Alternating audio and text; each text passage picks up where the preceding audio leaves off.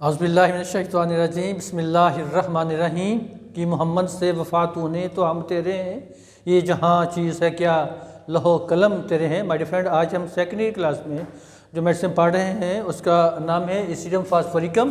तो इसकी आज हम गाइडेंस सिम्टम पढ़ेंगे। पहली सिम्टम है डिलीरियम, मटरिंग डिलीरियम। ठीक है, ऐसा डिलीरियम कि जिसके अंदर पेशेंट जो है वो मुंह में अंदर ही बात कर रहा है, जैसे उसके होंठ हिलते हुए फील होते हैं आपको।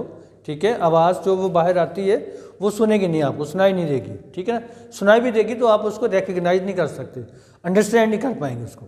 ठीक है ना, इस तरह की मटरिंग ये डिलीरियम होता है। ठीक है, फिर इसमें ये होता है कि पेशेंट बिल्कुल अनकॉन्शियस है, बेसुध लेटा हुआ है, उसको कोई नहीं पता उसके इर्द गिर्द क्या हो रहा है। ठीक है, कौन है आया कौन नहीं है ये वो। अच्छा, एक बार और है, इस बिल्कुल इससे जैसे कोई दरख्त पड़ा हुआ है ना, तो नीचे गिराया हुआ आपने वो रखा हुआ है, तो इस तरह से बेसुध पड़ा हुआ है। लेकिन बात का जब एक कंडीशन इसमें बड़ी अजीब सी है कि जब आप इससे सवाल करते हैं, ठीक है, तो सवाल का जवाब देगा आपको पेशेंट, और जवाब भी करेक्ट देगा। उसके बाद फिर दोबारा डिलीरियम में चला जाएगा, फिर दोबारा अपनी स्टूपरस कंडीशन में चला जाएगा, नींद बेहोशी की कंडीशन में चला जाएगा। ठीक है, उसके बाद चिल्ड्रन, ऐसे बच्चे जो नंबर 2 सिम्टम है कि जो कि बड़ी तेज़ी के साथ बढ़ते हैं, उनकी कमर में दर्द रहता है, तो इन बच्चों के लिए भी इस्तफास बहुत बड़ी दवा है। हेडेक नंबर 3 है। Crushing weight on vertex from long lasting grief, exhaustion in occiput and nap, by least motion, by music, lying। अच्छा, बड़ी अजीब सी इसकी हेडिंग, जैसे कोई चीज़ क्रश की जा रही है ना, वर्टेक्स के ऊपर बोझ है। ठीक है, और फिर ऑक्सीपट में पेन हो रहा है, नेप ऑफ नेक में पेन हो रहा है सारा। तो इसमें ज़्यादातर ये होता कैसे है, इसकी वजह क्या है? लॉन्ग लास्टिंग ग्रीफ, बहुत पुराना ग्रीफ है, और इसमें एग्जॉस्शन से पेन होता है। फिर लीस्ट हल्की सी हरकत आप करते हैं, म्यूज़िक से लेटने से भी इसमें सर में दर्द होगा। For headache of school girls की, स्कूल में अब अकेली गर्ल्स ही नहीं है, स्कूल में तो बच्चे भी जाते हैं ना, बॉयज़ भी जाते हैं। कोई भी मसलन स्कूल गोइंग बच्चा है, स्कूल में क्या करते हैं, पढ़ते हैं ना, आई स्ट्रेन होगा, आंखों पे जोर पड़ेगा, बोझ पड़ेगा। ठीक है ना, आइज़ का इस्तेमाल होता है ना वहाँ पर। तो इस तरह से ऐसे बच्चे जो स्कूल गोइंग एज में हैं, ठीक है, उनके सर में दर्द रहती है। ठीक है, तो उसकी this is the best remedy. उसकी और भी हमारी बायोकेमिक की 2 मेडिसिन है बड़ी टॉप रैंक की। एक तो आप पढ़ चुके हैं क्लिकेरिया फास, बड़ी आला किस्म की दवा है स्कूल गोइंग बच्चों की सर दर्द की। ठीक है, और उसके बाद नेटी में भी बहुत आला दवा है। और आँखों का काम टिपिकली करने वाले जो लोग होते हैं, जो बारीक कशीदाकारी या इस तरह की चीज़ें वो करते हैं जो लोग इससे काम, उनमें जैसीमियम भी है, रूटा भी है, हमारी बहुत बड़ी दवा है। तो ये टिपिकली ऐसे बच्चे जो स्कूल गोइंग एज में होते हैं और वो आइज़ के ऊपर बड़ा स्ट्रेस पड़ता है उनका, और टिपिकली ये ऐसे स्टूडेंट्स होते हैं who are growing too fast, जो कि एकदम से जिनकी एज बढ़ी। ठीक है, एकदम से जिनकी हाइट बढ़ी, हाइट बढ़ने के साथ उनकी आईसाइट के ऊपर प्रॉब्लम आ रही है। ठीक है, आईसाइट वीक हो रही है, तो फिर वहाँ पर इससे फास्ट तो कमाल का काम करेगी वहाँ पर, ऐसे बच्चे में टिपिकली। नंबर 5 है patient trembles, legs are weak, ये स्टम्बल्स ईजीली, पेशेंट ट्रेम्बल्स, कांपता है, रीस कांपता है, इसकी जो टांगें हैं बहुत कमज़ोरी फील होती है, स्टम्बल्स ईजिली, एकदम से बड़ी आसानी के साथ लड़खड़ा जाता है पेशेंट।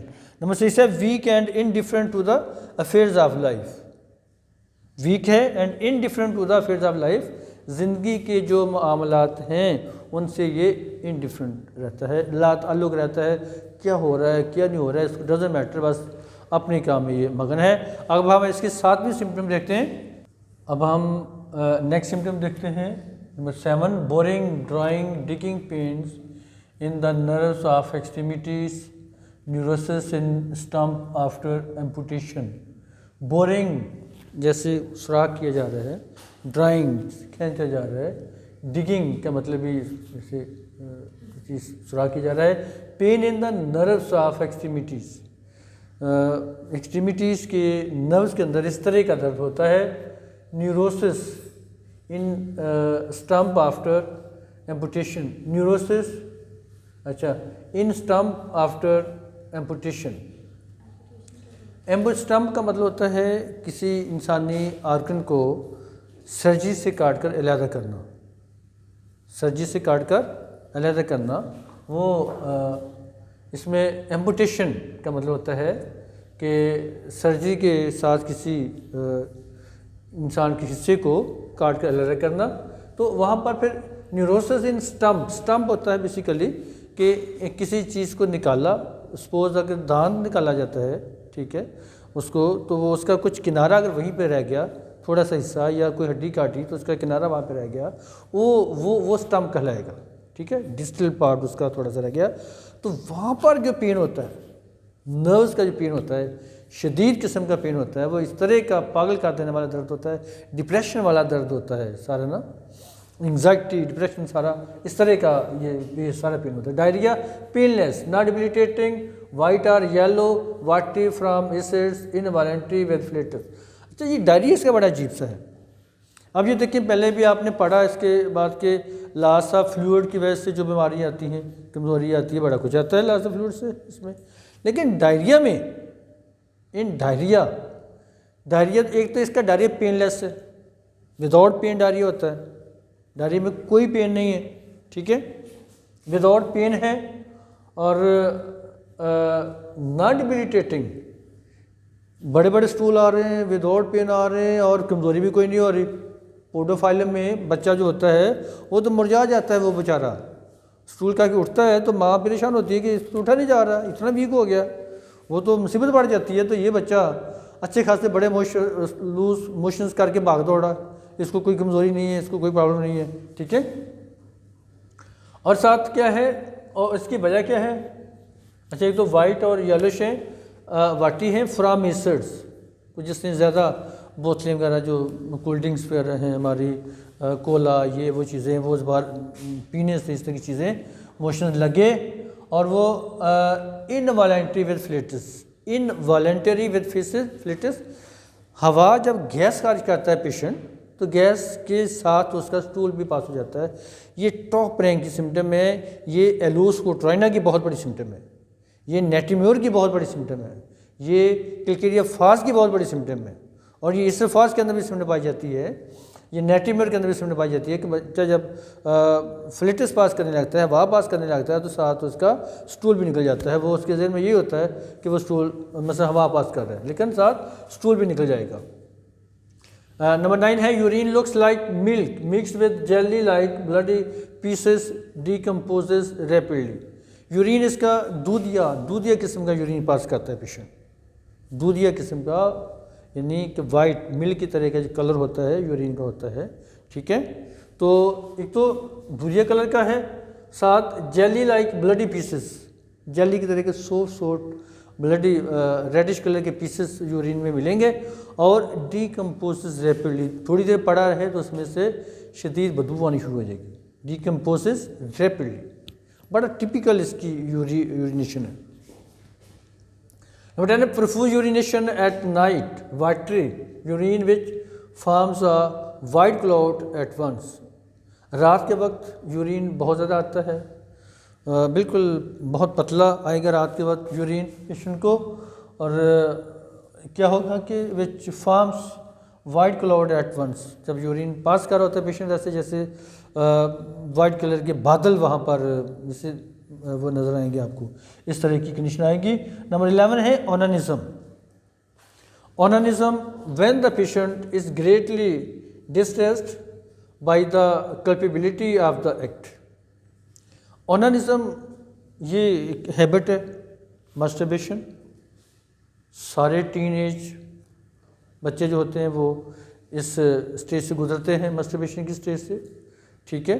कुछ बच्चे ऐसे होते हैं कि जिनको ये लगता है कि उन्होंने कोई गिल्ट किया है, कोई जुर्म किया है, और वो उस जुर्म से अपनी जान नहीं छुड़वा पा रहे, ठीक है ना। तो onanism when the patient is greatly distressed by the culpability of the act, जो एक्ट ये कर रहा है उसकी उसकी जो एक एहसास जुर्म है उससे बड़ा परेशान है, ठीक है।